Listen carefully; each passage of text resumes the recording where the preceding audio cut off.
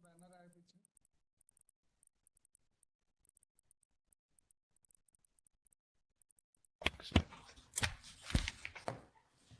So, we hear from Shastri Bhavan. I have Secretary Higher Education with me and Secretary Skill Development and Entrepreneurship and all our colleagues who are here in this hall. On behalf of everyone, I once again welcome all our panelists, moderators to this concluding session. Since the morning, we've had 6 sessions, 4 sessions pertaining to skill development and entrepreneurship, and 2 sessions with respect to school education and literacy. So, without This any meeting is further being ado, recorded. I am going to request the moderator of the breakout session number 1, Dr. Krishna Kumar Dwivedi, Joint Secretary, MSD, This meeting is being to recorded. make a presentation over the deliberations of this early to late to afternoon session on the issues with respect to breakout session 1. So, Dr. Dwivedi. Thank you, sir. Good afternoon, sir. And I will make a brief presentation, sir, and give the details of the deliberation and recommendation held in our session, sir. So, sir, after the this Honorable Prime Minister's speech, sir, we started our deliberation at 11:30, sir. And sir माननीय प्रधानमंत्री ने जो अपने वक्तव्य में बोला था sir कि प्रधानमंत्री कौशल विकास योजना 4 आने वाले वर्षों में लाखों युवाओं को स्किल रीस्किल और स्किल करेगी। इस योजना से आदिवासियों, दिव्यांगों और महिला की ज़रूरतों के अनुसार टेलर मेड प्रोग्राम बनाए जा रहे हैं। साथ ही इसमें इंडस्ट्री 4.0 जैसे AI, रोबोटिक्स, IoT, ड्रोन्स जैसे अनेक सेक्टर्स के लिए भी मैन पावर का निर्माण किया जा रहा है। माननीय प्रधानमंत्री के वक्तव्य के लाइट में सर हम लोगों ने डेलिब्रेशन आरंभ किया। नेक्स्ट सर हमारे सेशन को चेयर किया था सेक्रेटरी MSD सर ने, और उन्होंने पहले कंटेक्स्ट सेट किया और इसके बाद उन्होंने आउटलाइन दिया। फिर मैं एज ए मॉडरेटर मैंने पैनलिस्ट को इंट्रोड्यूस किया और एक ब्रीफ प्रेजेंटेशन किया to give them background and framework how deliberation should take place. हमारे ग्रुप में सर 5 पैनलिस्ट थे जो एकेडमिया से थे, गवर्नमेंट से थे और इंडस्ट्री से थे, और 9 हमारे साथ सर डोमेन एक्सपर्ट्स थे जो भी स्टेट से, इंडस्ट्री और एकेडमिया से जुड़े हुए थे। उनके साथ हम लोगों ने करीब 2.5 घंटे तक सर पूरा डिटेल डिलिब्रेशन किया, बड़ा स्ट्रक्चर्ड ढंग से।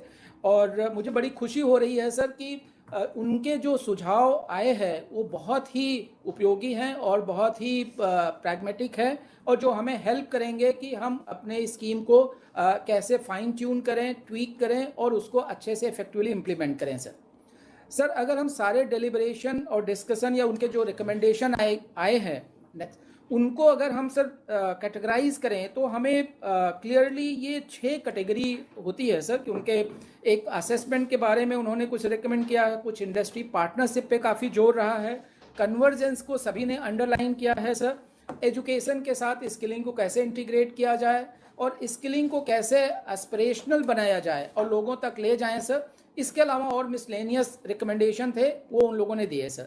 इसको मैं संक्षिप्त में आपके समक्ष रखना चाहूँगा सर। अगर हम सर असेसमेंट नेक्स्ट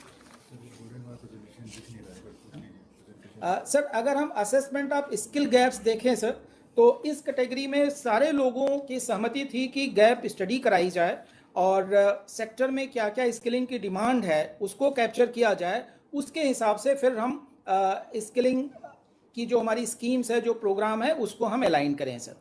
दूसरा एक बहुत महत्वपूर्ण सजेशन आया कि पंचायती राज इंस्टीट्यूशन को अभी स्किलिंग फ्रेमवर्क से बाहर रखा गया है और उनसे भी चर्चा की जाए कि हमारे गांव पंचायत में या जिला पंचायत लेवल पे जनप्रतिनिधियों से बात किया जाए कि क्या स्किल की ज़रूरतें हैं और कैसे उसको हम लोग प्लान कर सकते हैं और कैसे कन्वर्जेंस के साथ उसको पूरा कर सकते हैं सर। एंड एक और बात आई सर कि हमारे जो नंबर्स हैं वो बहुत कम है, हमारे टारगेट कम है और इतनी जो हमारे देश में इतना वास्ट कंट्री है उसके हिसाब से हमें अपने स्केलिंग टारगेट को स्केल करने की ज़रूरत है, टारगेट को बहुत बढ़ाने की ज़रूरत है। इस पे भी लोगों के सुझाव आए सर।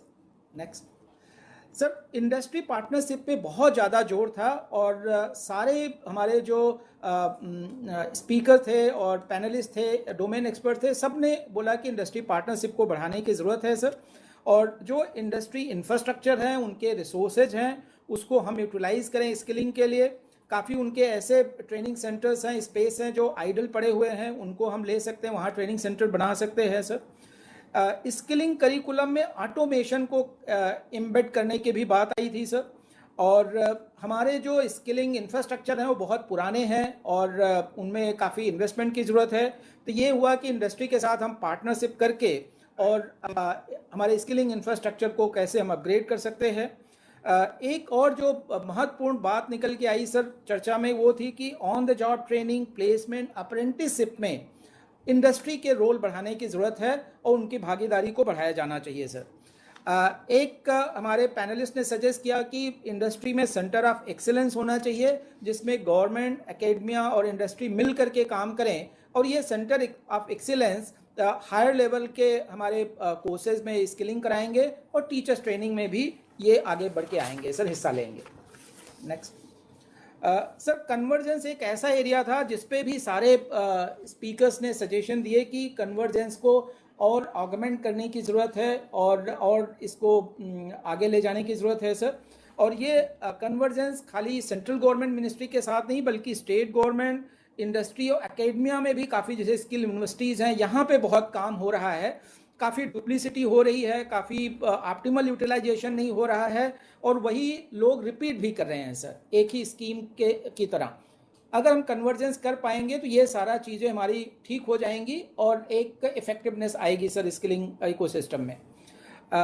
एक और सजेशन आया कि स्किलिंग के बाद बहुत सारे लोग सेल्फ एम्प्लॉयमेंट की तरफ जाते हैं, लेकिन एंटरप्रेन्योरशिप अभी स्किलिंग का एम्बेडेड पार्ट नहीं है जो हम PMKY 4 में शुरू करना चाहते हैं सर।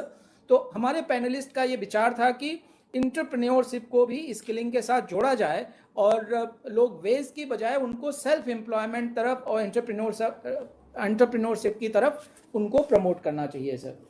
एक और था कि हम 15 साल से ज़्यादा, अभी 15 साल से ज़्यादा उम्र के बच्चों को भी स्किलिंग के नेटवर्क में लाना चाहते हैं सर। एक सजेशन था कि स्कूल के समय ही जब बच्चे इंटर्नशिप को प्रमोट करना चाहिए ताकि वो अर्न वाइल लर्न, स्कूल में रहते हुए कुछ इंटर्नशिप करें और कुछ अर्निंग भी करें। इस चीज़ को, इस प्रवृत्ति को प्रमोट करना चाहिए सर। नेक्स्ट सर, एजुकेशन के साथ स्किलिंग को कैसे इंटीग्रेट किया जाए इस पे बहुत ज़्यादा एम्फेसिस था सर। और सारे जो पैनलिस्ट थे और हमारे जो डोमेन एक्सपर्ट थे सबने इस पे जोर दिया कि स्कूल से ही बच्चों को वोकेशनल ट्रेनिंग और स्किलिंग सिखाया जाना चाहिए और उनको एजुकेशन और स्किलिंग को इंटीग्रेट करना चाहिए सर। कुछ स्टेट से जो रिप्रेजेंटेटिव थे और कुछ हमारे जो स्किल काउंसिल के लोग थे सर, उनसे सजेशन आया कि स्किल साला बनाई जानी चाहिए सर, जहां आर्टिजन को और जो हुनरमंद लोग हैं उनकी अप स्किलिंग उनको सिखाने के लिए सर स्किल हब सेटअप होना चाहिए एजुकेशनल इंस्टीट्यूशन में सर। और एक सजेशन आया था सर, कम्युनिटी स्किल स्कूल्स बनाए जाएं जो खाली स्किलिंग पे फोकस करेंगे, ऐसे स्कूल होंगे और जिनका एफिलिएशन CBSE या जो स्टेट स्कूल बोर्ड हैं वो उनके द्वारा होना चाहिए सर। इससे हम एक्सेसिबिलिटी बढ़ा पाएंगे और जो रिमोट एरिया के लोग हैं उनको भी हम स्किलिंग सिखा पाएंगे सर। एक सर, स्किलिंग को कैसे एस्पिरेशनल बनाया जाए, नेक्स्ट, वो भी एक चर्चा का विषय रहा सर। अभी स्किल को एजुकेशन से सेकंड देखा जाता है सर, एक परसेप्शन है, इस परसेप्शन को दूर करना चाहिए और स्किलिंग को एक स्टीम और प्राइड के साथ जोड़ा जाना चाहिए। उस पर भी कुछ सजेशन आए थे सर और उसमें ये था कि इंटरनेशनल कोर्सेज शुरू करें और स्टेट गवर्नमेंट, सेंट्रल गवर्नमेंट के साथ कन्वर्जेंस करें। एक था PSU जो गवर्नमेंट के जो डिपार्टमेंट हैं सर, उन लोगों को एक एडवाइजरी हो, उनको रिक्वेस्ट किया जाए कि वो NSQF ट्रेन जो हैं एम्प्लॉय हैं उन्हीं को ही डिप्लॉय करेंगे, और जो NSQF ट्रेन लोग नहीं हैं उनको नहीं करेंगे। इससे भी स्किलिंग की मांग बढ़ेगी और स्किलिंग एस्पिरेशनल बनेगा सर। और ये था कि जो हमारे कोर्सेज हैं कुछ छोटे हैं, 200 घंटे से 600 घंटे तक के हैं। कुछ सजेशन थे कि हम लॉन्गर ड्यूरेशन के भी कोर्सेज PMKVY 4 में ले आएँ, ताकि हम एक क्वालिटी और हायर लेवल ऑफ स्किलिंग करा पाएँ सर। इसके अलावा सर और बहुत सारे रिकमेंडेशन थे, नेक्स्ट स्लाइड, जिसमें सर लोगों ने सजेस्ट किया कि ट्रैकिंग सेंटर खोले जाने चाहिए और कैंडिडेट्स को ट्रैक करना चाहिए कि 1 साल 2 साल तक उन्होंने कहाँ कहाँ पे जॉब किया, या सेल्फ एम्प्लॉयमेंट किया, या वेज एम्प्लॉयमेंट किया, और या तो कहीं कॉल सेंटर बनाने चाहिए, उनको फ़ोन करके पता किया जाना चाहिए, ये सजेशन आया सर। और करिकुलम में ऑटोमेशन, क्योंकि सारी इंडस्ट्रीज अभी ऑटोमेशन में जा रही हैं, ये भी सजेशन आया कि ऑटोमेशन को करिकुलम का पार्ट बनाया जाए। ट्रेनिंग का कॉस्ट को ताकि लोअर ना किया जाए, नहीं तो क्वालिटी सफ़र होती है सर। एंड जो हमारे एग्जिस्टिंग एम्प्लॉयज़ हैं उनकी स्किल को कैसे बढ़ाया जाए, ये एक काफ़ी चर्चा का विषय रहा सर। उसमें ये देखा गया कि वो अपना काम छोड़ करके स्किलिंग के लिए नहीं आते हैं, तो आइडिया ये थी कि क्या हम उनको बिना वेज लॉस किए उनका स्किलिंग इन सीटू स्किलिंग करा सकते हैं, या उनको हम कंपनसेशन दे सकते हैं, कुछ स्टाइपेंड दे सकते हैं during the training of skilling of the training programme sir. एक था सर कि हमारे जो इंफ्रास्ट्रक्चर हैं, जो हमने पहले इंडस्ट्री पार्टनरशिप में बोला, उसको अपग्रेड करने में CSR फंड को हमें लाना चाहिए, और ख़ासकर न्यू एज कोर्सेज में जहां इंडस्ट्री में बहुत डिमांड है, इंडस्ट्री को आगे आना चाहिए सर। एक और था कि लोकल जो हमारी ज़रूरतें हैं उसको ध्यान में रख के स्किलिंग किया जाए। नहीं तो देखा ये गया है कि गाँव में जो लोग रहते हैं, स्किल करने के बाद वो लोग अर्बन एरिया में जाते हैं, शहर में मूव कर जाते हैं, और वहाँ की लोकल इकोनॉमी में वो स्किल गैप बना रहता है। तो लोकल जो हमारी जैसे 1 डिस्ट्रिक्ट 1 प्रोडक्ट है, उसमें क्या रिक्वायरमेंट है, इसको असेस करके लोकल नीड के हिसाब से स्किलिंग होना चाहिए सर। नेक्स्ट सर, एक काफ़ी चर्चा इस पे हुई कि क्या स्किलिंग को प्लेसमेंट से डीलिंक कर देना चाहिए। तो लोगों की सहमत थी कि इसको डीलिंक नहीं करके इंसेंटिवाइज करना चाहिए, इनकरेज करना चाहिए, और इंडस्ट्री को इनकरेज करना चाहिए कि स्किलिंग के बाद लोगों को वेज एम्प्लॉयमेंट दे। और एक आइडिया था सर कोई एंटरप्रेन्योरशिप करके उनको सेल्फ एम्प्लॉयमेंट की तरफ भी हम लोग ले जाएं। अभी सर लैंग्वेज को हम स्किल ट्रेनिंग का पार्ट नहीं रखते सर, स्किलिंग हमारे जो इकोसिस्टम है उसमें लैंग्वेज नहीं है। ये आइडिया आई थी कि जो फॉरेन लैंग्वेज हैं उनकी ट्रेनिंग भी PMKVY 4 में एज ए स्किल माना जाए और उसको सपोर्ट किया जाए सर। 5G जो नई टेक्नोलॉजी आई है उसमें बहुत डिमांड आ रहे हैं, तो उसमें सजेशन ये आया सर कि जो ITI स्टूडेंट्स हैं, खासकर जो इलेक्ट्रिकल और मैकेनिकल के हैं, उनको अगर कुछ शॉर्ट स्किल का एड ऑन कोर्स दे दिया जाए तो वो 5G टेक्नोलॉजी में जो जॉब अपॉर्चुनिटीज आ रही हैं उसके लिए वो एम्प्लॉयबल हो जाएंगे सर। एक और था सर कि हमारे बच्चे जो हैं डोमेन एक्सपर्ट तो होते हैं, लेकिन जब उनको सॉफ्ट स्किल की बात आती है, इंटरव्यू फेस करने की बात आती है, तो बहुत अच्छा नहीं कर पाते सर। तो ये एक सजेशन आया कि हमारा जो स्किल का करिकुलम है, कोर्स है, उसमें हम एम्प्लॉयबिलिटी स्किल, बिहेवियर स्किल को एक एम्बेड कर दें, उसका एक मैंडेटरी पार्ट बना दें सर।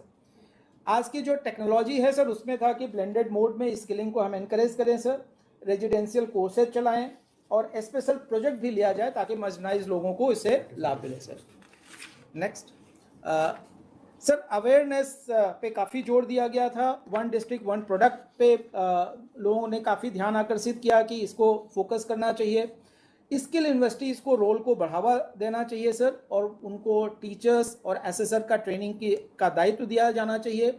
एक सजेशन आया कि क्या हम स्किल यूनिवर्सिटीज़ को PMK के अदर स्किलिंग सेंटर्स को एफिलिएट करने का भी दायित्व दे सकते हैं, और SSC को कैसे पार्टनर किया जा सकता है, और स्किल वाउचर को हम लोग स्किलिंग इकोसिस्टम में इंट्रोड्यूस कर सकते हैं sir. Next, this is the last slide sir. Skilling activities में सर प्राइवेट सेक्टर में जो जो स्किलिंग एक्टिविटीज़ हो रही हैं वो हमको ज़्यादा आइडिया नहीं है, तो ये सजेशन आया कि उसको भी कैप्चर किया जाए, उससे पॉलिसी बनाने में हमें सुविधा होगी सर।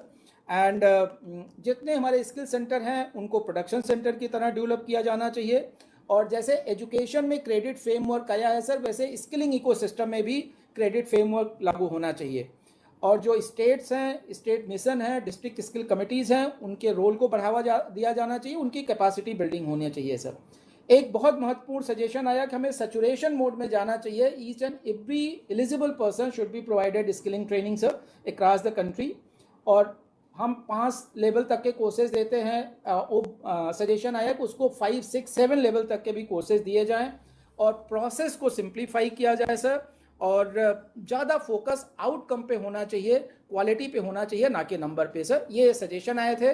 सेक्रेटरी सर ने बाद में समअप किया और कहा कि इन सब को हम लोग कंसीडर करेंगे और अपनी पॉलिसी को फाइन ट्यून और ट्विक करेंगे sir. Thank you very much sir. Thank you, Mr. Dwivedi. I will request the other moderators to look at the timeline. It's 10 minutes each. So now may I request Shrived Tiwari, CEO NSDC.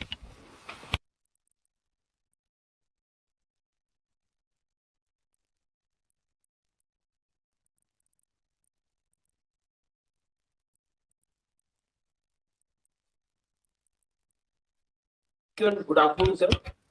Yes. Just sharing the content, sir.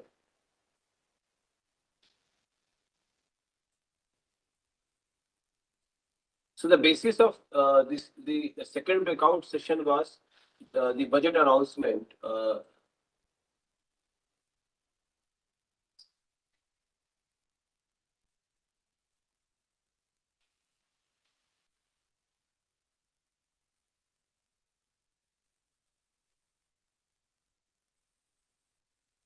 Is my presentation visible now?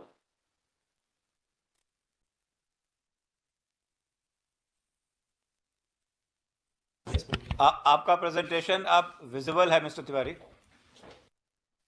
Thank you, sir. So the basis of the second breakout session was budget announcement, which said that the digital ecosystem for skilling will be further expanded with the launch of a unified Skill India digital platform for enabling demand-based formal skilling, linking with employers including MSMEs, and facilitating access to entrepreneurship schemes.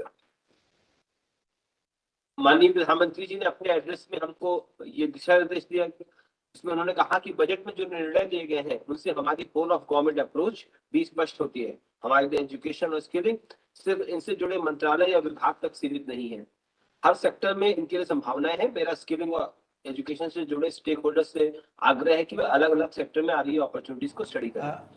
Thank you sir. Good afternoon sir. And in दो चीजों को ध्यान में रखते हुए हमने इस discussions की इस पैनल में पैनल को चेयर किया था श्री सौरभ गर्ग यूआईडीआई सीईओ ने सर।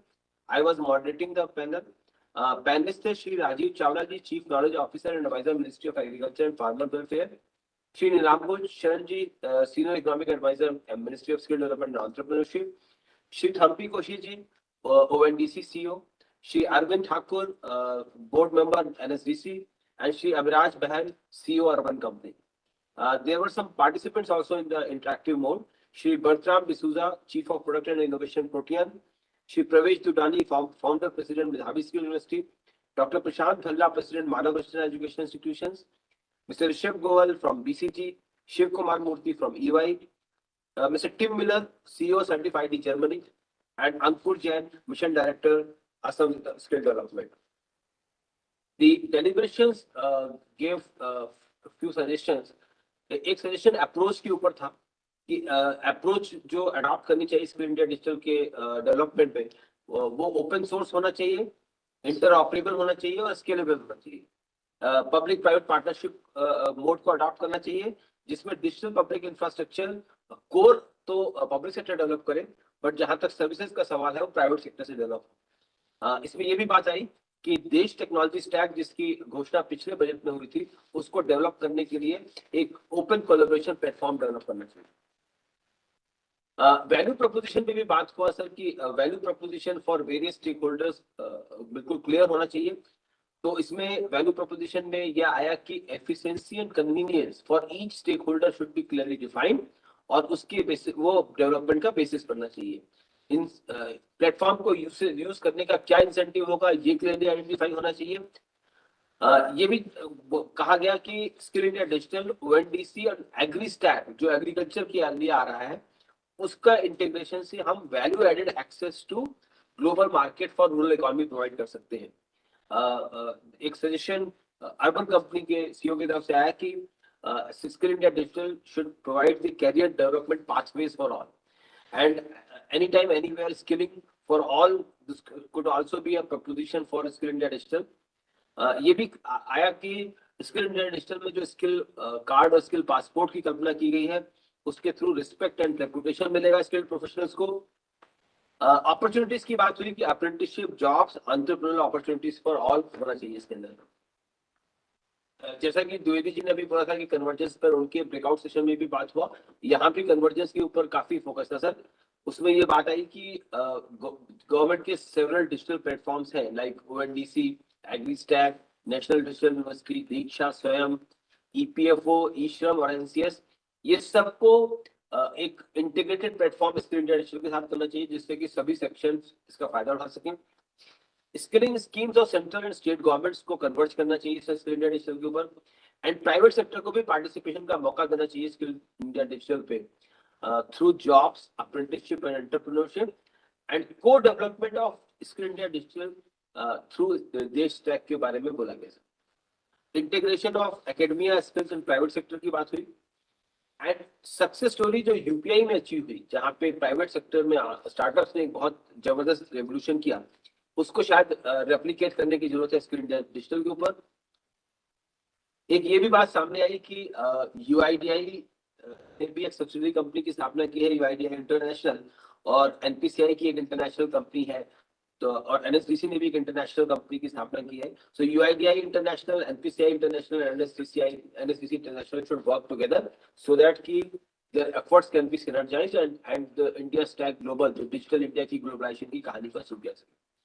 चैलेंजेस की आपने डिस्कशन हुआ कि चैलेंजेस क्या हो सकते हैं इसको डेवलप करने में, तो काफी लोगों ने इस बात को कहा कि गवर्नमेंट डेटाबेसेस को इंटीग्रेट करने में हमेशा चैलेंज आता है, क्योंकि इसमें वेरियस मंत्रालय लाइक एजुकेशन, लेबर और इंडस्ट्री मिनिस्ट्री को मिलकर काम करना पड़ेगा। एक इतने सारे सेक्टर्स के लिए जब स्किल्स फॉर ऑल की बात होगी, तो availability of quality teachers will be a big challenge, and trusted assessments कि हम असेसमेंट्स को कैसे ट्रस्ट करें, वो स्किल इंडिया डिजिटल तो उसका प्रावधान होना चाहिए। स्टार्टअप्स के लिए अपॉर्चुनिटी एक बड़ा वो सब्जेक्ट की तरह एमर्ज हुआ कि skill India digital is a great opportunity and should be opened up for participation by startups. Skilling for all में जो हमारी सोसाइटी के वर्ग हैं, जो ट्राइबल्स, दिव्यांगन और विमेन है, उनको स्किल इंडिया डिजिटल पे एक्सेस और ईज ऑफ यूज के बारे में ध्यान रखते हुए स्किल इंडिया डिजिटल का डेवलपमेंट करना चाहिए, और इसकी रीच बढ़ाने के लिए मल्टीलिंगुअल कंटेंट पे काफी जोर दिया जाना चाहिए। ये सारे डेरिवेशंस थे sir. I would like to close my thank you. Thank you, Shri Tiwari. Now, the next I'm going to request is the moderator of the breakout session 3, Dr. Trishaljeet Sethi. Good afternoon, sir. Thank you. I would just share my presentation on the screen.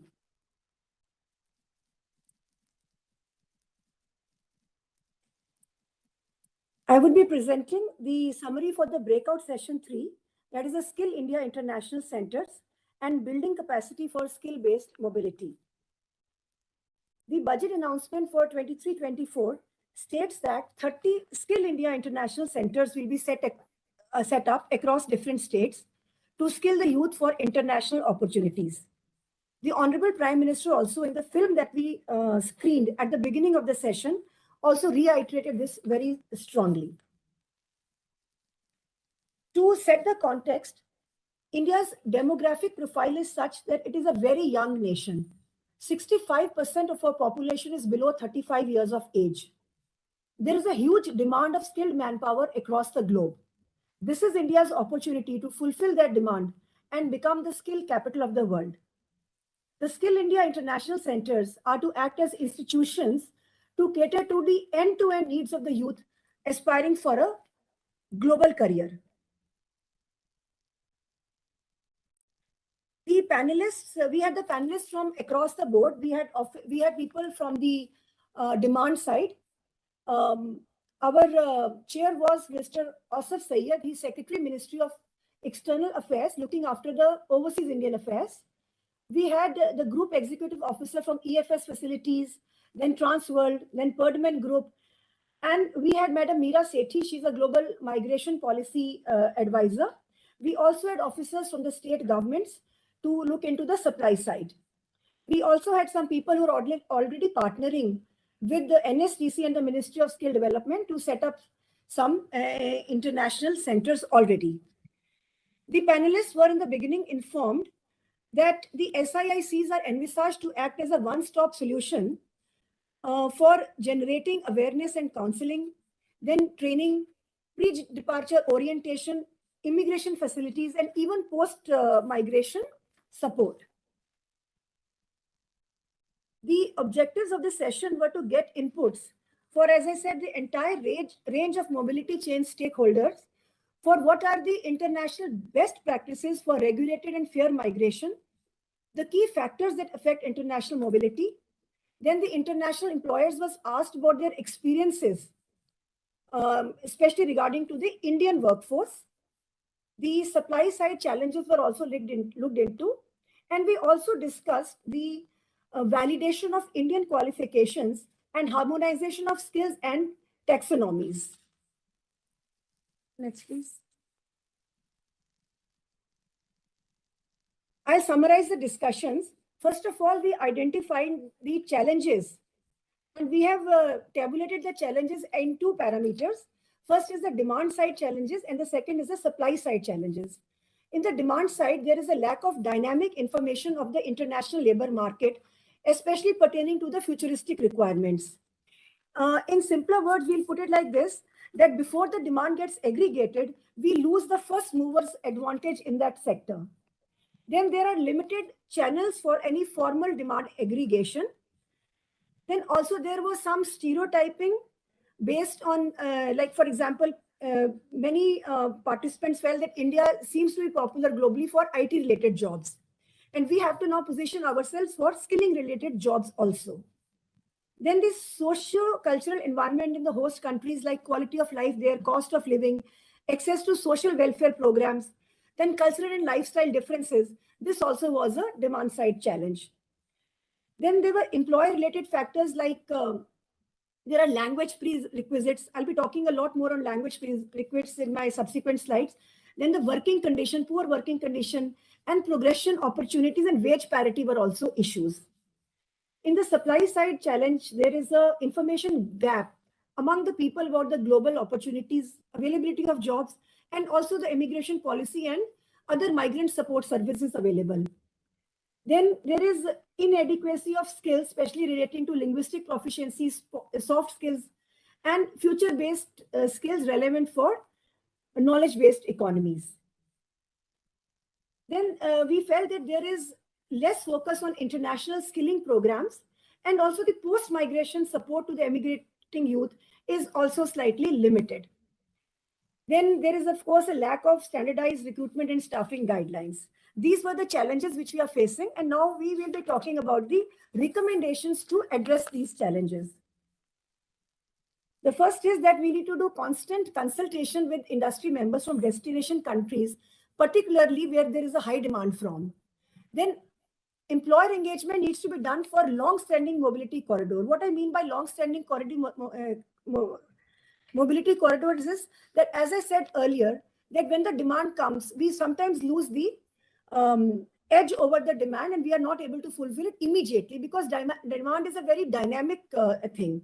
So if we have some agreements with employers for having long-standing arrangements, that would be probably better. Then another thing which we require is there has to be labor market intelligence studies. And probably we could aggregate the demand by using some technology-based platforms, using artificial intelligence and other forms of technology, in which real information from the demand country can be transmitted to the country, to our country. Then this can also be done by facilitating diplomatic dialogue with the destination countries. For that, we require government to government and government to business engagements and discussions. Also, we need to have, there are some countries in which India has very limited footprint even today. We can look into those countries and have industry workshops, consultation with them, with their governments and also their private agencies to expand our footprint in those countries.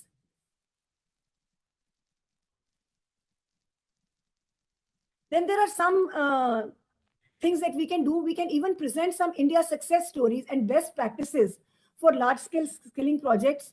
And we can also highlight India's workforce capability in global forums, in global meetings. And we need to focus on, especially on the soft skills and the language skills. We also discussed a lot about standardization and recognition of skill taxonomies.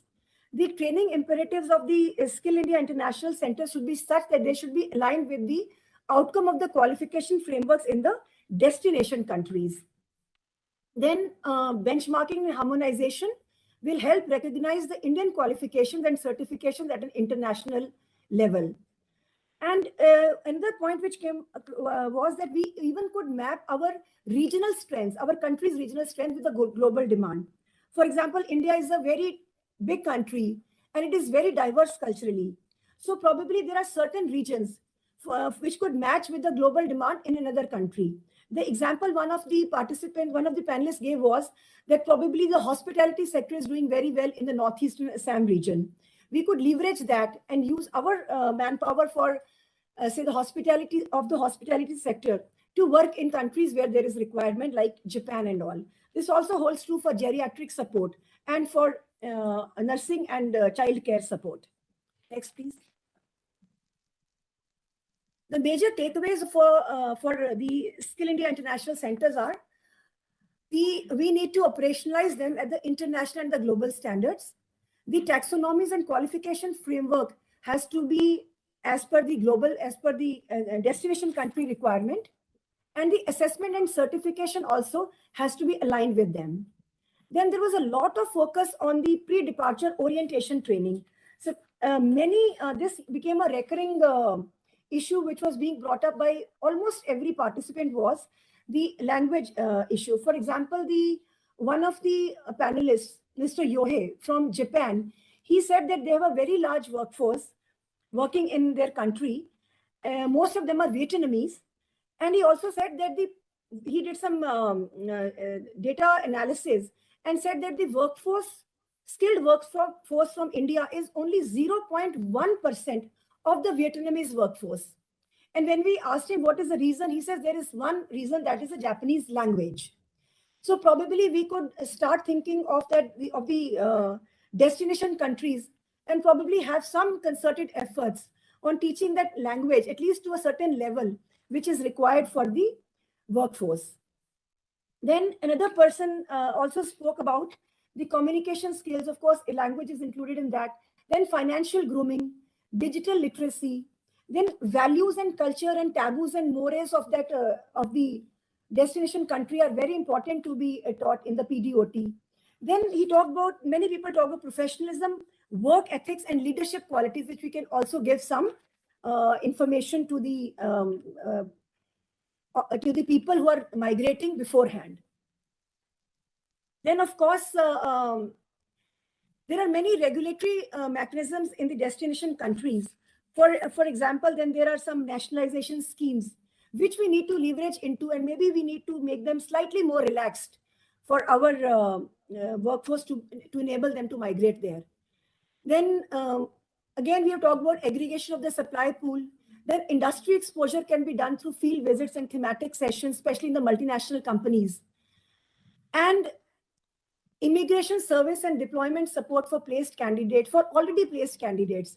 This again was an issue, that this is post-migration support is required, especially for the women migrants pertaining to their social security, safety, and other such issues. In conclusion, I would say that we need to establish government to government and government to business partnerships in the high demand sector and make inroads into sectors in countries in which we don't have any footprint. Then a dynamic IT-based platform for demand aggregation is required. The quality of training needs to be at par with the global standards, and lot of focus has to be given on language skills and the soft skills. And the institutional form of migration support, like if we are doing it from the ministry or the government, is definitely better received among the aspirants, because they are sure that, for example, the recruiting agencies would be validated. There will not be fraud recruiting agencies. And there will be mechanisms which would exist, their proper and timely wages, their social security, and other post-migration issues will also be addressed. Thank you.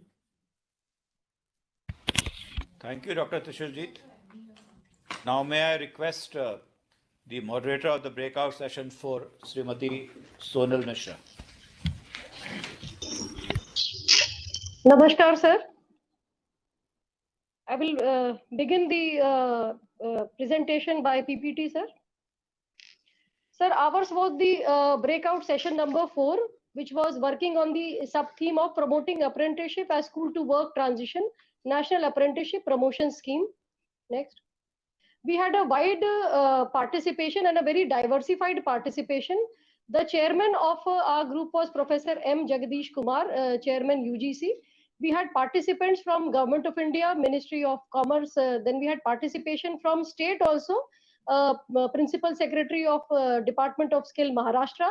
We had participation from industry giants, sir, Maruti Suzuki and ArcelorMittal Nippon Steel. They were not only industry giants, but they were also executor of Center of Excellence, Skill Academy, Skill University. So they are very intertwined with the skilling setup. We also had LinkedIn as a job aggregator and participation from Gift City, sir, IFSCA, which dominantly is the financial and the fintech area. So a lot of insights came as far as the digital and the financial skilling or apprentices which can go there. Next, we also had participation in the interactive mode coming from the manufacturing industry of textile, of auto, and mines and metal, and also spread across the country. We had representation coming from Odisha, from Telangana, from Bangalore. We had the grassroots level field officers also who are actually executing the scheme. They were also asking us questions. Not only they participated as participant, but we could also get questions online.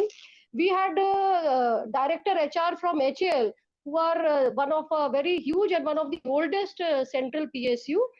So in a way, the participation was very diverse. So we could get lot of stakeholder suggestions. Also the third party assessor and sector skill council, which are one of the biggest executor as far as the optional trade for apprenticeship is concerned. We had ITI student, NSTI, RDSD, even Jan Shikshan Sansthan beneficiaries, sir. They had joined us online. So in a way, the message of the Honorable Prime Minister, the budget declaration, and the desire of the government could reach up to the ground field level, sir. Next.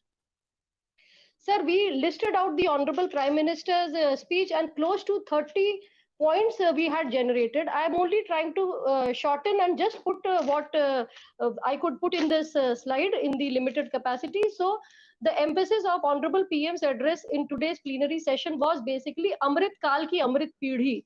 और इस साल के budget ने सबसे ज्यादा focus जो है युवाओं के ऊपर किया है, और उनके लिए अप्रेंटिसशिप और इंटर्नशिप को बहुत इंक्लूसिविटी के साथ आगे बढ़ना पड़ेगा. Focus on ease of accessibility.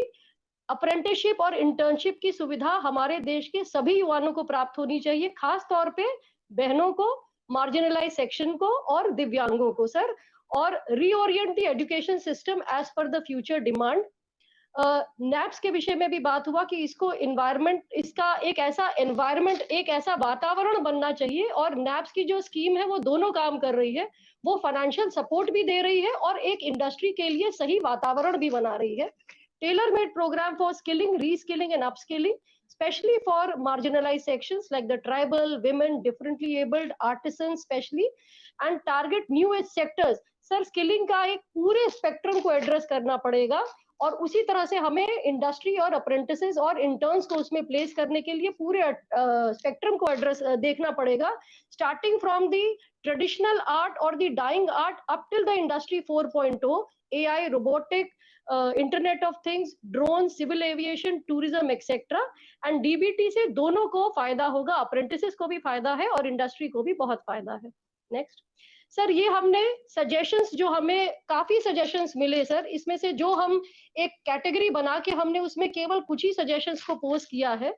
जैसे ब्रांडिंग और पोजीशनिंग की बात काफी की गई सर, कि डीबीटी अब एक स्टैब्लिश्ड मॉडल है ग्रांट ट्रांसफर करने का, लेकिन हमको इसको नीचे तक जाके ग्रास रूट लेवल पे हमको इसको ब्रांड और इसकी पोजीशनिंग हमें करें, जिससे कि any issue if at all it is emerging, whether by virtue of the portal और द डीबीटी, वो वहीं पे हम इसको सोल्यूशन फ्रेमिंग कर पाए। इसके लिए हम जो पीएम नैप्स में जो हम मेला भी कर रहे हैं और वर्कशॉप भी कर रहे हैं, उसको भी स्टेट ऑफ महाराष्ट्र ने भी उसको एक्नॉलेज किया सर। और उसके अलावा भी वो लोग और भी इस पे फोकस करने की बात, ये स्टेट्स में से भी ये बातें निकल के आई कि आप हमें ब्रांडिंग और पोजीशनिंग करने में इसकी बहुत मदद करें। कुछ पॉलिसी लेवल रिफॉर्म्स की भी चर्चा की गई सर, और खास तौर पे सर हमारे चेयरमैन सर ने काफी बेहतरीन योगदान इसमें दिया था सर, कि how do we initiate the pre-vocational courses at the school level itself, and also make it aspirational starting from the school, pre-higher secondary, senior secondary, and even center of excellence or higher institution, and leading to the internship or the apprenticeship. Convergence effort by creation of national credit framework, and formalization of apprenticeship with academia industry linkages. Sir ये बात तो बार बार वैसे भी highlight इससे पहले के भी sessions में सारे मेरे कलीग मॉडरेटर्स ने भी इस बात को हाईलाइट किया है, वही चीज हमारे ग्रुप में भी खास तौर पे इंडस्ट्री के बात से ये हाईलाइट की गई। लेवरेजिंग डिजिटल इंफ्रास्ट्रक्चर, इस पे काफी फोकस था सर, स्पेशली मारुति जो जापान के साथ कोलैबोरेट कर रहा है, एंड आर्सेलर मित्तल जो निपन स्टील के साथ कोलैबोरेट कर रहा है, उन्होंने soft skill, digital skill, safety exposure, entrepreneur skills, even something as simple as कि स्टूडेंट्स को या कैंडिडेट्स को अपना बायोमेट्रिक करके अंदर आने की एक आदत होनी चाहिए। So kind of creating that discipline to make our candidate ready for the international market, promote startup to take apprenticeship opportunity in emerging technology, जो सर बजट में भी खास तौर पे R&D, फार्मा R&D के लिए जो प्रमोशन कर रहे हैं, उसके लिए भी ये एक इनपुट क्रिएट होके आया कि स्टार्टअप्स में भी थोड़ा अप्रेंटिसशिप, जैसे हम MSME में पुश कर रहे हैं, उसी तरह से हमको इंक्यूबेशन और स्टार्टअप एरियाज में भी हमें अप्रेंटिसशिप की अपॉर्चुनिटी को ढूंढना चाहिए। Scaling DBT to make youth bankable and financially literate, ये डीबीटी का एक बड़ा अच्छा आयाम भी एक हाईलाइट किया मारुति की तरफ से, कि इतनी कम उम्र में अगर हम यूथ को डीबीटी करते हैं, उसके लिए एक अश्योरेंस और रिस्पॉन्सिबिलिटी बैंक लिंकेज का क्रिएट होता है, तो फ्यूचर में उसके अंदर एक एंटरप्रेन्योरशिप और एक फाइनेंशियल एबिलिटी की भी एक सेंस ऑफ फीलिंग आती है। Next sir, industry academia partnership, enhancing training of trainers, integration of apprenticeship and internship activity across both commercial, conventional and emerging job roles, and ITI they are in any case partnering। तो जितना ज्यादा अच्छा partnership होगा sir ITI और industry का, हमारे जो designated trade के बच्चे हैं सर, एटलीस्ट हम उनके लिए 100% अश्योर कर सकते हैं कि उनको अप्रेंटिसशिप मिले। इसके साथ ही साथ ऑप्शनल ट्रेड की भी सर बहुत अप्रिसिएशन हुआ कि because of the involvement of sector skill council, the representation from sector skill council and TPS also gave up this, that अब हमें जो ऑप्शनल ट्रेड है उनको और भी फोकस वे में, खास तौर पे inclusion of women, inclusion of marginalise section को हम कैसे और इन्वॉल्व कर पाए, MSME को कैसे फोकस कर पाए, उसके लिए हमें OT को देखना चाहिए। Onboarding states with industry presence, sir Maharashtra ने अपनी बहुत सी गुड प्रैक्टिसेस को हाईलाइट किया, और उन्होंने कहा कि स्टेट्स को एक कोलैबोरेटर्स, कुछ एक स्टेट है सर जो GOI के स्टाइपेंड के साथ अपना भी टॉप अप दे रहे हैं, महाराष्ट्र है, यूपी है, गुजरात है, तो इस तरह के हम और भी सॉफ्ट नजिंग करके we can have a potential creation for this also. इसके साथ ही साथ स्टेट में भी ऐसे एरियाज होते हैं सर कि जो इंडस्ट्री जहां पे नहीं बहुत प्रेजेंस होती है, तो वहां पे MSME को या वहां पे ट्रेडिशनल स्टार्टअप्स के साथ हम अप्रेंटिसेस को कैसे जोड़ पाए, इसके ऊपर भी काफी अच्छे विचार विमर्श हुए सर काफी because of gift city and LinkedIn digital and financial services के ऊपर अच्छा फोकस रहा। उन्होंने बोला कि skill is the new currency, आने वाले समय में हमें इसको कॉन्स्टेंटली कैसे अपस्केल हम करते रहे देखना है, and there is huge unexplored scope in digital skilling, and there are certain data which were given, but definitely sir, the coming market is the financial and the digital market, and in due course of time India should become a financial services exporter. तो ये हमें भी काफी learning हुई. Rather gift ने कहा कि इस वर्कशॉप से उनकी भी अप्रेंटिसशिप की क्या चीजें हैं वो भी अपने R&D में या वो भी अपने इंक्यूबेशन में एयरक्राफ्ट लीजिंग में, शिपिंग लीजिंग में कैसे अप्रेंटिसेस ले पाएंगे, ये भी उनके लिए एक आई ओपनर रहा. नेक्स्ट सर, अब हम आते हैं एक्शन पॉइंट्स पे. एक्शन पॉइंट में सबसे पहला जो एक कॉमन वॉइस इमर्ज हुई वो थोड़े बहुत sir, they really appreciated the various reforms which have been undertaken after the initiation of national apprenticeship promotion scheme, that is the first version in 2016, and because of that the participation of industries had increased immensely. हमने एक छोटा PPT 3 से 4 slide का केवल वही pointers बना के दिखाया था after the movie, and the honorable chairman and the panelist, everybody appreciated number of industries कितने अच्छे से increase हुई. Women participation सर, जो पहले 2016-17 में मात्र 8,000 जितना होता था, वो आज के दिन हमारा करीब 1,11,000 जितना है. तो how we are trying to even rope in the marginalized section, or till date the people who were not included too much in the apprentices. Simplification of onboarding process for new courses sir, इसको भी एक industries ने थोड़ा बोला कि आप और भी ऑप्शन देखिए और डेजिग्नेटेड और ऑप्शन ट्रेड के कुछ ऑनबोर्डिंग प्रोसेस और कुछ नए कोर्सेज को और सिंप्लीफाई किया जाए. Blending school education with internship and further to apprenticeship, क्योंकि हमारे पास मैंडेट सर 47 लाख का है, तो हमें लगभग every year on year two year basis minimum हमें 10 लाख के उपरांत हमें अप्रेंटिसेस को लेना पड़ेगा, को इंक्लूड करना पड़ेगा. So that point also was taken. एक और अच्छी बात रही सर, एक इंडस्ट्री ने ये अपने ऑनलाइन सबमिशन में बताया कि वो एक भी स्टाइपेंड सरकार से नहीं लेते हैं, बल्कि वो अपना कमिटमेंट मानते हैं, इंडस्ट्री का एंडेवर मानते हैं. रादर उन्होंने ऑनलाइन वे में एक आह्वान जैसा किया कि जो डोमिनेंट बड़ी इंडस्ट्रीज हैं उनको तो अपना स्टाइपेंड लेना ही, सरकार से लेना ही नहीं चाहिए, अपने एंडेवर के हिसाब से करना चाहिए. और कुछ ऐसा अगर हम सोच पाए कि जो MSME सेक्टर है उसको हम स्टाइपेंड थोड़ा बढ़ा सकें, या बड़े डोमिनेंट प्लेयर्स के पास से थोड़ा सा रैशनलाइज करके जिनको ज्यादा जरूरत है उनको थोड़ा ज्यादा दे सकें, ये भी एक तरह का एक्शन पॉइंट इमर्ज हुआ. Enhanced state participation, awareness outreach program to support the budget announcement aggressively. Branding of NAPS has to be prioritized and repositioned. Webinars, seminars to reach to the youth for greater participation. Periodic third party evaluation also came as one of the action point. Next.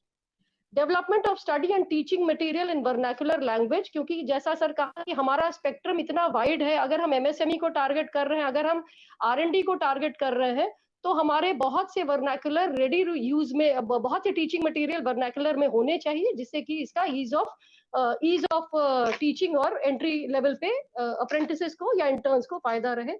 Orientation of trainers and mentors, training on banking, insurance, leasing, consultancy, क्योंकि ये future है sir जिसको हमें बहुत intensified वे में address करना है. And the portal issue was also discuss that in very quickly, वैसे भी स्किल इंडिया डिजिटल और इसके लिए जो पोर्टल इंटीग्रेशन है सर, वो इंटर्नशिप और अप्रेंटिसशिप पोर्टल के इंटीग्रेशन की भी एक्शन पॉइंट्स में एक पॉइंट इमर्ज हुआ. इंडस्ट्री पार्टिसिपेशन के लिए strategic plan for employer participation, and also because HAL was there sir, HAL ने बताया कि वो किस तरह से वन ऑफ द ओल्डेस्ट है जो अप्रेंटिसेस एंगेज कर रहा है. और ये भी एक इशू इमर्ज हुआ कि एटलीस्ट जो डोमिनेंट PSUs है या स्टेट PSUs है, सेंट्रल PSU हो, वो तो मिनिमम 15% के लिए उनको हमें पुश करना चाहिए. रादर महाराष्ट्र ने तो 15 के उपरांत भी अपना थोड़ा सा मार्जिन रखा है, where they are engaging the apprentices in the dominant state PSUs. Next. Sir, portal to be made more user friendly. North east के लिए भी थोड़ा सा इशू रेज हुआ था कि जैसे हम मार्जिनलाइज सेक्शन को देख रहे हैं वैसे ही हमें उनके लिए फोकस्ड वे में चलना है. And increasing access and equity to reach the school students, हम स्कूल टाइम से ही aspiration in the school students हम शुरू करें, जिससे कि by the time they are at an age when they can take a call, maybe post 8th standard or 4th 10th standard or 4th 12th standard, they get into the reality check and they really know which pathway to take. huge scope for MSME and industry culture. Incentivize employees who support the physically the दिव्यांग as apprentices. तो ये भी एक point बहुत एक positive और एक बहुत जिसे कहा जाए सर supporting the marginalized के लिए एक point अच्छा emerge हुआ. On the spot field verification की एक बात आई कि हम जो भी डीबीटी कर रहे हैं या जो भी हम नीचे से हम ये कह रहे हैं कि हमने 1,20,000 जितना हमने पेमेंट जुलाई 22 से शुरू करके हमने अब तक किया है, तो हमें उसके टेस्ट चेक भी ऑन द ग्राउंड जाके ऑन द फील्ड जाके हमको उसको टेस्ट वेरीफाई भी करना चाहिए ताकि हमें समस्याओं के बारे में हमें पता चले. और फाइनलिटी सर अगर कहा जाए तो ये एक इमर्ज होके आया कि हुनर को सम्मान, जो माननीय प्रधानमंत्री जी ने भी सर ये कहा था कि हुनर को सम्मानित होना चाहिए, तो ये हमारे डेलिब्रेशंस में से भी निकल के आया. अगर मैं टाइमलाइंस मैंने अपनी टीम से चर्चा की सर, तो टाइमलाइंस हमारी अगर हम इसको फोकस्ड वे में लेके चलते हैं तो 3 से 4 महीने में जो फाइनल एक्शन पॉइंट इमर्ज होंगे उनको हम 3 से 4 महीने में पूरा करके बजट अनाउंसमेंट को डिलीवर करने की कोशिश पूरी करेंगे. Thank you.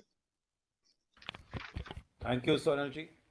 This sums up the 4 budget announcements made with respect to Ministry of Skill Development and Entrepreneurship. Now I'm going to request the moderator of the breakout session number 5 with respect to National Digital Library, Dr. Amrendra Behra. Namaskar, sir. As it is already mentioned that the whole group number 5 deliberated upon the budget announcement sub-theme particularly on National Digital Library for Children and Adolescents. And sir, I must mention that, can you see my presentation?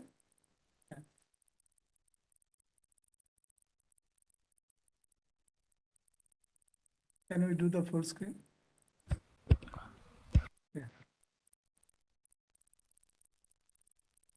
Thank you.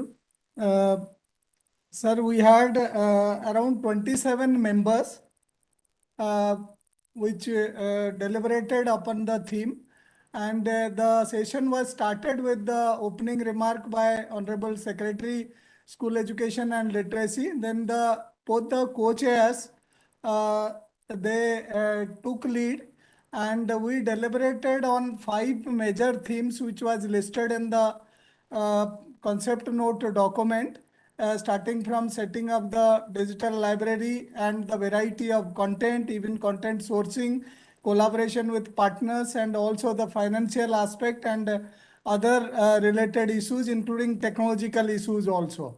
And these were the members of the group. So we had the chairperson and 2 co-chairs, Professor Anil Sahasrabudhe and Dr. Ajay Pratap Singh ji, and we had 5 panelists and around 19 members in the group. So altogether 27 team members were there, and this session was live telecast on PMA Vidya television channel also, and also it was taken on YouTube NCRT channel, and nearly 1,500 people they viewed this. And also we had comments and suggestions from different sections, including we had around 22 suggestions on YouTube also. The audience, they raised the questions and comments, and there are 22 suggestions which we have comments and suggestions in the form of recommendation. We have listed it, and if I start from the first one, so it is phygital approach. The whole team stressed upon that we should not only have digital books, but we should have both physical and digital books, and keeping in view the particularly chance that every child should have a chance to touch a book at school or in the panchayat building, or in collaboration with the panchayats, and along with a mobile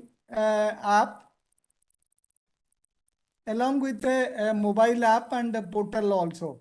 And if I talk about the second recommendation by the team, so it was that AI ML should be used in a big way, so that it help us to improve the user access and user interface also, so that the digital library will be better for navigation, and searchable content will be there. Content search will be easy.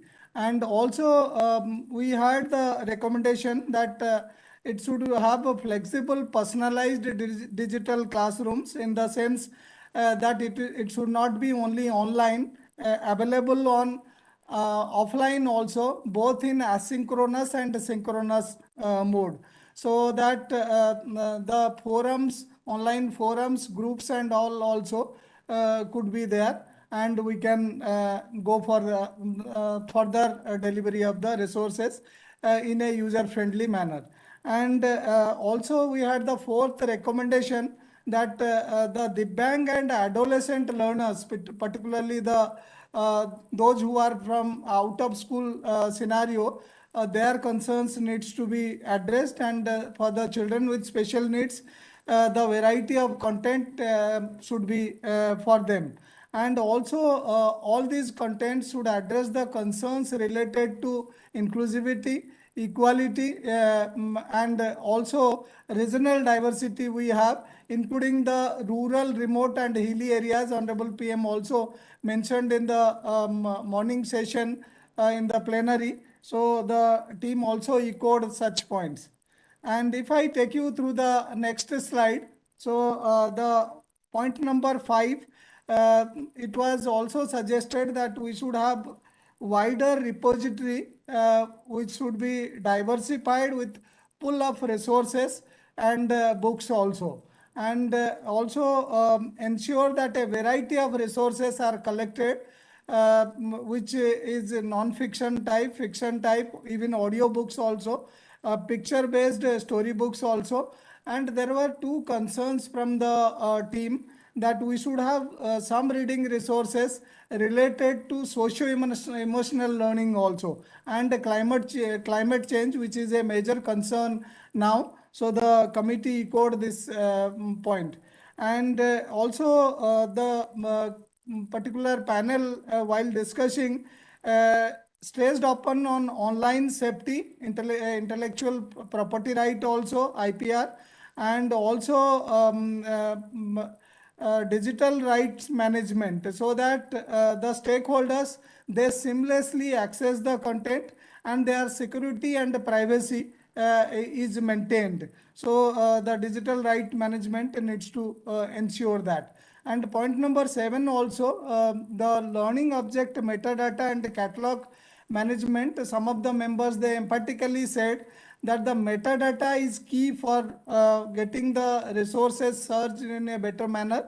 So in that case, we should ensure that metadata standards are maintained and managed well through catalog management system, because we had libraries and science experts also, some of them, including from Indian Statistical Institute and all. So for ensuring wider discoverability of the content and reach of the platform. So if I take you to the next slide, so it is on broader content aggregation strategy that many of the members, they felt that we should ensure that continuous quality management should be done, and sourcing of content, a variety content should be sourced, and through cooperation, collaboration and participation of different stakeholders. So aggregation strategy should be followed, and contents may be accumulated and shared. And if I talk about the 9th recommendation, so the team also suggested that enriching the digital library with multilingual contents, because the committee whole team felt that India is linguistically very diverse, more than 1700 languages and 5 distinct families are there.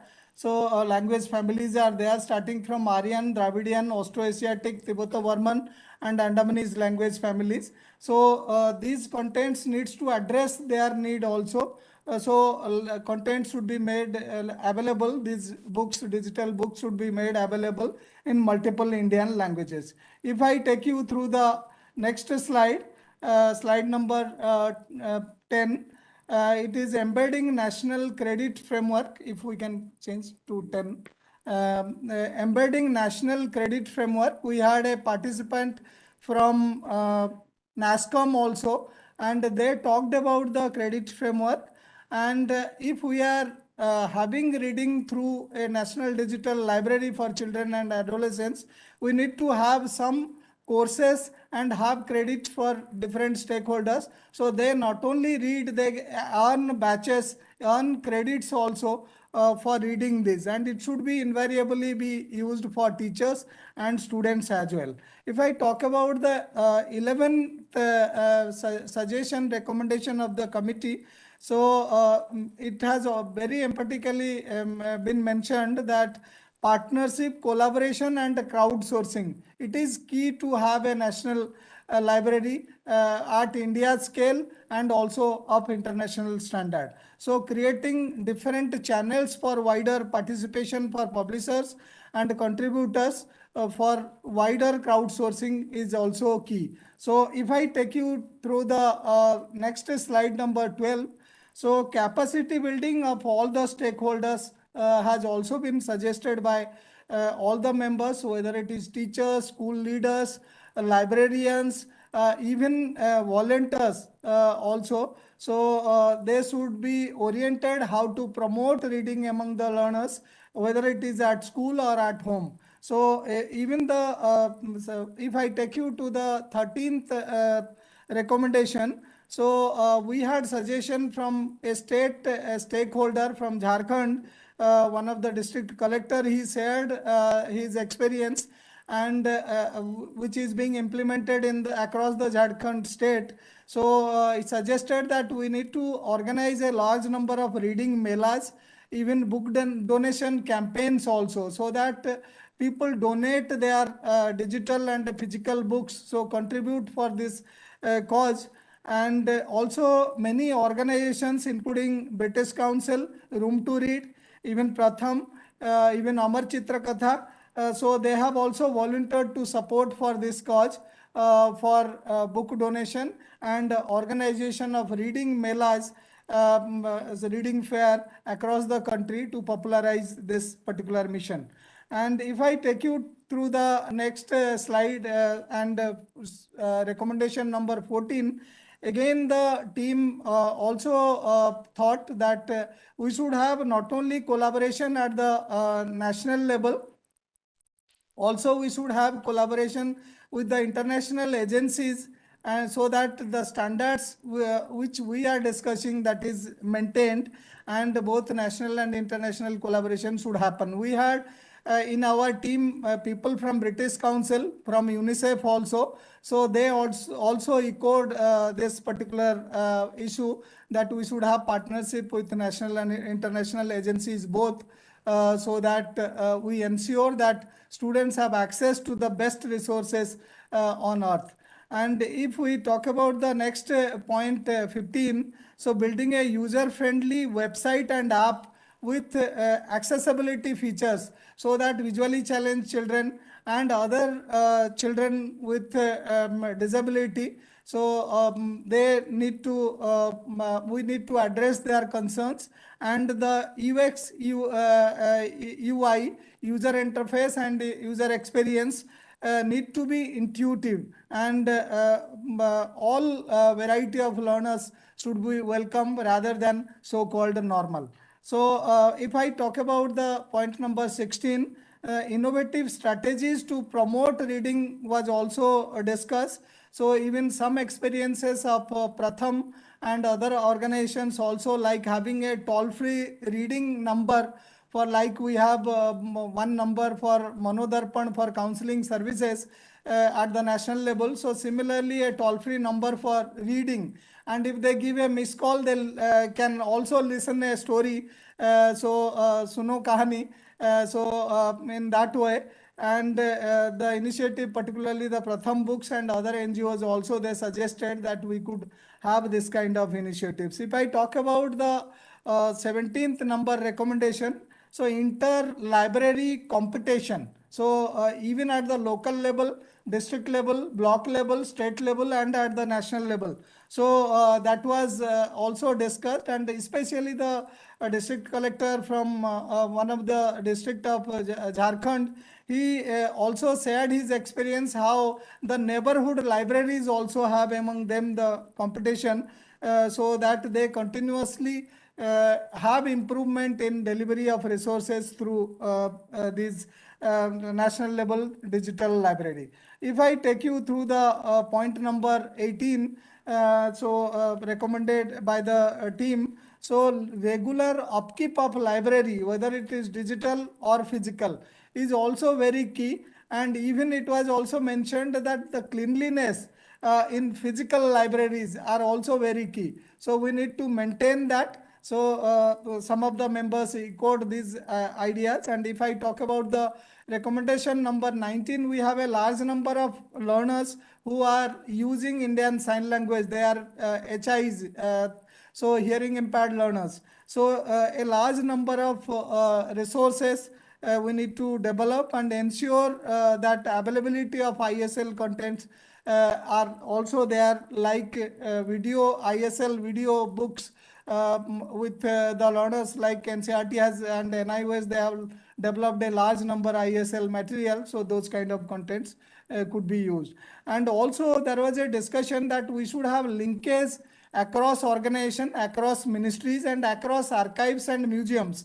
So we have under Ministry of Culture, there are national museums across the country and state museum also. So these need to be integrated, because the NDR building blocks talks about this, and NDR talks about having an interoperable, integrated and federated digital platform. So in that case, whether it is Archaeological Survey of India, maybe CCRT, maybe all Ministry of Culture museum sites, and they needs to be linked together, so that we have a large number of resources, not only for related to only schooling or higher education, rather in across all ministries we can collate and share that.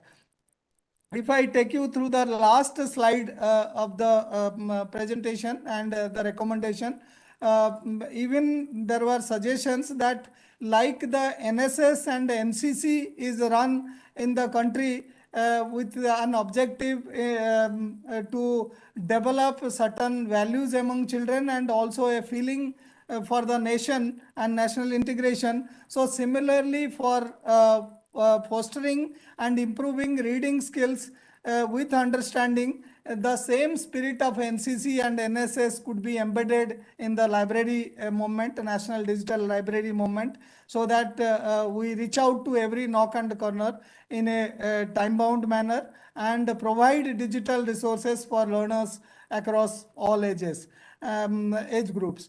If I talk about the last recommendation, so on the copyright issues also, it was also discussed that the copy left content we need to also take, and particularly the copyright need to be preserved, and also if the same kind of copyrights they are using that, like CC by SA Creative Commons license, sharing alike, or any other license, so we should contribute the resources. And even if some organization or some agencies, they make profit out of such kind of resources by making their own collections, but giving proper credit to the different organizations that they have shared their copyrights and these are being used. So it should be welcome. So the copy left content need to be encouraged. Even Pratham books, they volunteered that it could also be shared in same way. So I thank all of you for giving us this theme to deliberate in detail. And I must quote and stop that Honorable PM, when the Digital India campaign was launched, so keeping in view the India's scale, particularly in school education sector, we have 1.5 million schools, 8.5 million teachers, and almost 260 million students. So Honorable PM says that the skill, scale and speed together needs to be achieved using technology across the country. So thank you very much, sir, for the opportunity and for sharing the recommendations of the group. Namaskar. Thank you, Dr. Behra. Now I may request the moderator of the sixth and the last session for this afternoon, Ms. Kesang Yangsom Sherpa, for her presentation. Thank you, sir. Good afternoon to all, to everybody. Could I share the?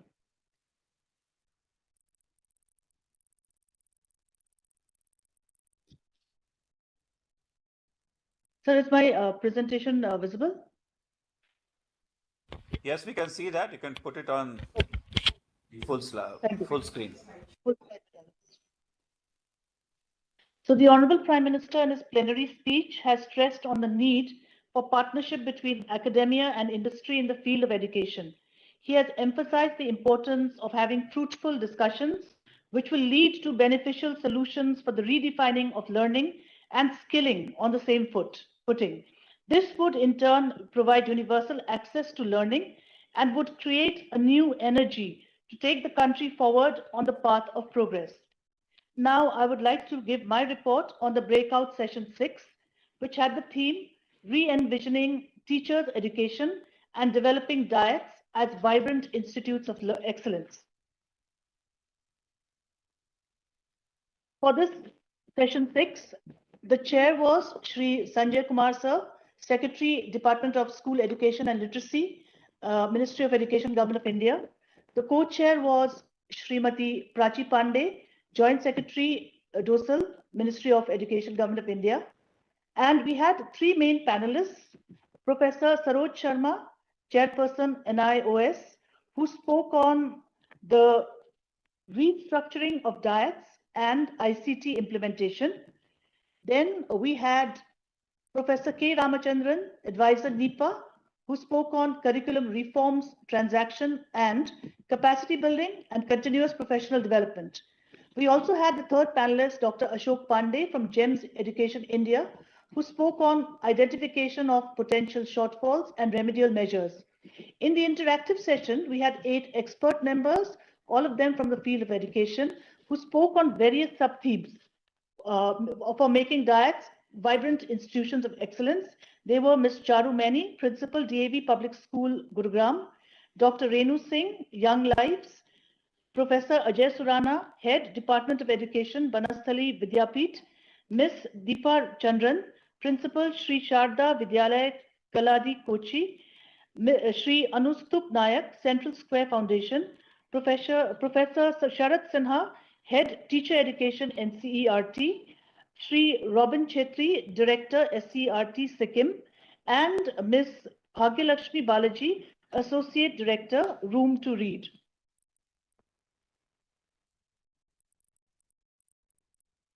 We had a wide participation and we got a lot of suggestions in the comment box also. So in the Honorable Finance Minister, in her budget speech, she announced that teachers training will be re-envisioned through innovative pedagogy, curriculum transaction, continuous professional development, dipstick surveys, and ICT. The District Institutes of Education and Training, DIET, will be developed as vibrant institutes of excellence for this purpose. In line with the same, we had our discussions. We got a large number of recommendations, which we will be giving in detail in our detailed reports. Due to the constraint time limit of 10 minutes, I will be highlighting a few recommendations, some of the highlights in this session. Most of the problems areas that were identified as far as diets were concerned are the ones on you can see on the screen. And I will straight away go into the recommendations that we received for each of them. It was very clear from the discussions that an institutional development plan has to be put in place to reinvigorate and restructure diets. This would require a 10-year perspective plan for implementation in a time-bound manner. This institutional development plan would consist of the following components. First is the curricular aspect.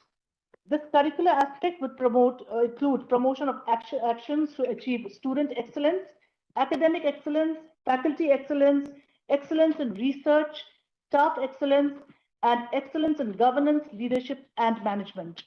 This would also include the curricula to be made in line with the transition to a 4-year integrated teacher education program following the 4 stages of school education, 5+3+3+4, as against the diploma courses currently being run in the diets. For achieving academic excellence, emphasis is to be laid on curricular, teaching, learning, and assessment. Multilingualism should be addressed in the curriculum transaction of diets. Special focus is to be given on inputs of the local area in the curriculum. Now, when we went to the second segment, which was the infrastructure, the recommendations that flowed were that a robust infrastructure for all diets is to be put in place to create a positive and motivating environment for teachers and learnings. A need assessment of the infrastructure is to be carried out depending on the courses to be run and the activity to be carried out in the diets. The infrastructure should also take care that there is a resource center which would simulate a classroom setting and would be equipped with adequate technological and digital infrastructure. The next one was ICT intervention. As far as that is concerned, diets must focus on ensuring equitable use of technology, promotion of Indian languages and sign languages through ICT, and reimagining vocational education. There should be established a virtual lab, effective use of AI, and computer-assisted learning. The next important point was continuous professional development. 50 hours of CPD has been mandated in NEP 2020. In line with the same, diets should have an action plan to implement the same. There should be regular interaction with experts and academicians from outside the diets.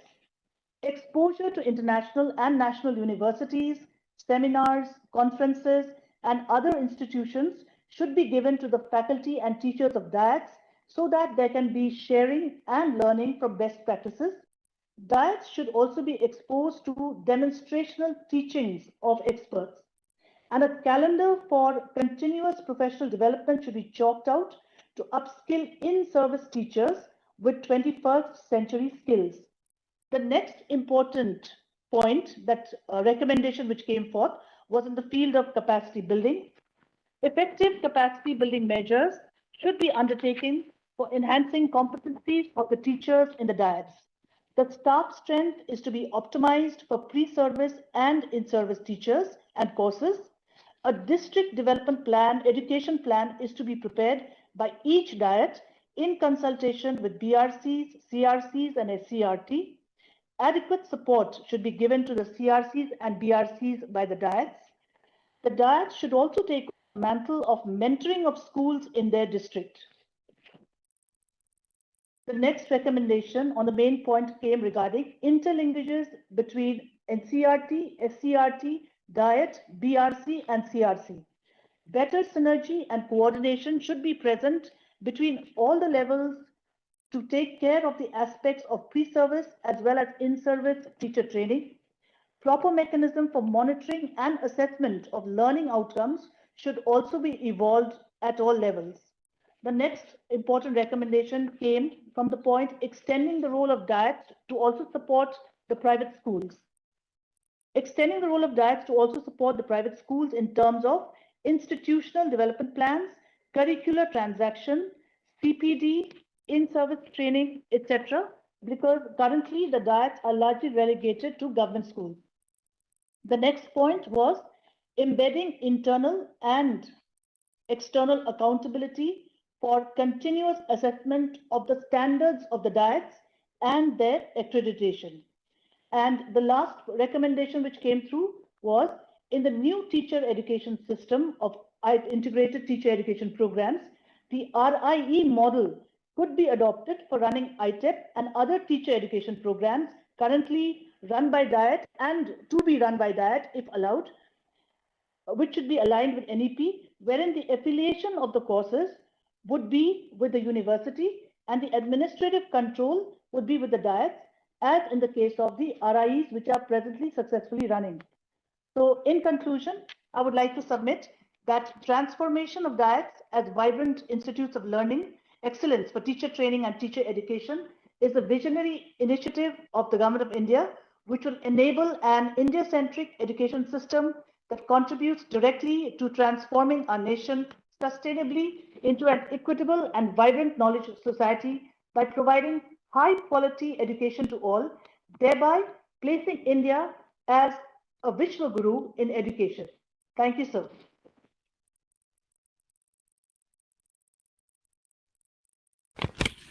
Thank you, Kesang. Now, मैं माननीय मंत्री जी के सहमति से अब मैं आमंत्रित करना चाहूँगा श्री अतुल कुमार तिवारी, सचिव स्किल डेवलपमेंट एंड एंटरप्रेन्योर को, कि वो आज वोट ऑफ थैंक्स दें.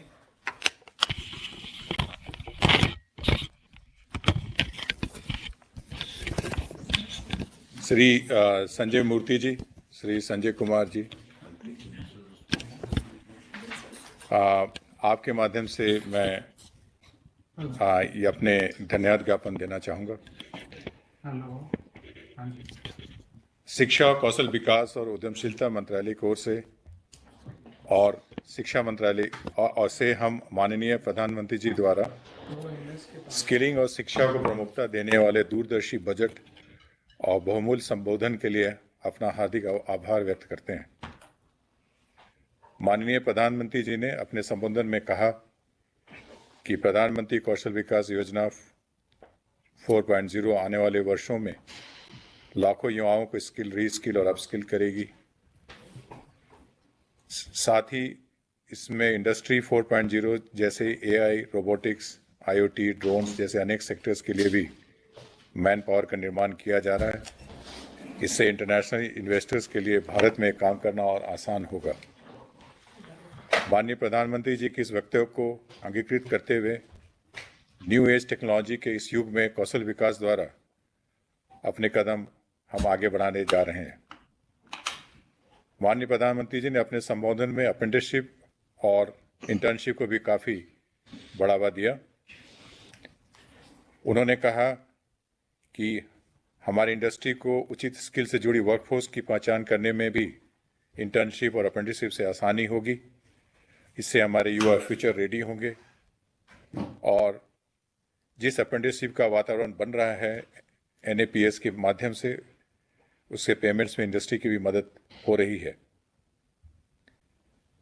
माननीय प्रधानमंत्री जी के इस वक्तव्य को हम आत्मसात करते हुए अप्रेंटिसशिप की युवाओं के कौशल विकास के लिए एक सशक्त माध्यम के रूप में आगे बढ़ाने जा रहे हैं, ताकि पूरी इंडस्ट्री, इंडीड पूरी इकॉनमी इससे लाभान्वित हो सके.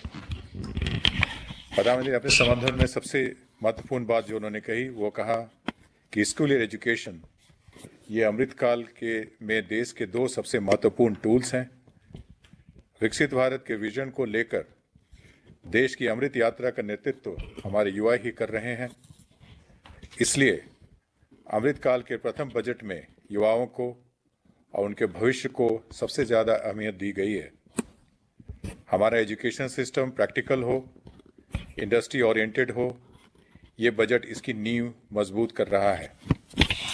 माननीय प्रधानमंत्री जी के ऊर्जा देने वाले इस संबोधन के साथ ही हमारा प्रयास है कि देश का हर युवा अपने ज्ञान और कौशल से भारत को दुनिया का मैन्युफैक्चरिंग हब बनाने में अपना योगदान दे सके.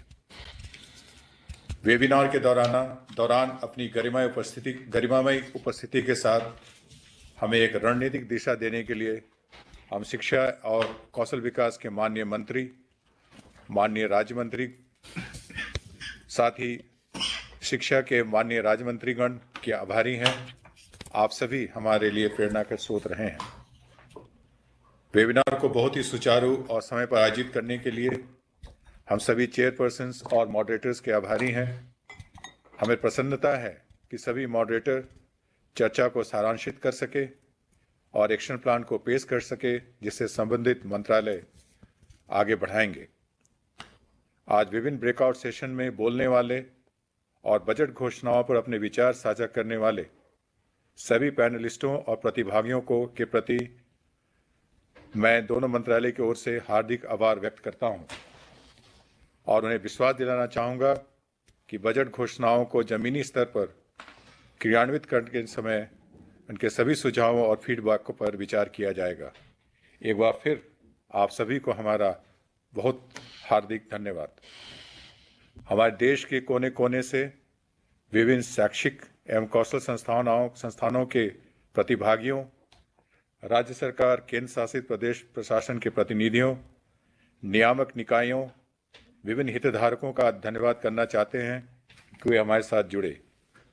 इस वेबिनार को आयोजित करने के लिए स्क्रीन के पीछे काम करने वाले शिक्षा, कौशल विकास और उद्यमशीलता मंत्रालय के सभी अधिकारी मित्रों का और उनके टीम को मैं विशेष धन्यवाद देना चाहूँगा। अंततः श्री संजय मूर्ति जी को सचिव की ओर से नेतृत्व देने के लिए मैं अपना हार्दिक आभार व्यक्त करता हूँ। एक बार फिर आप सभी को धन्यवाद। Thank you.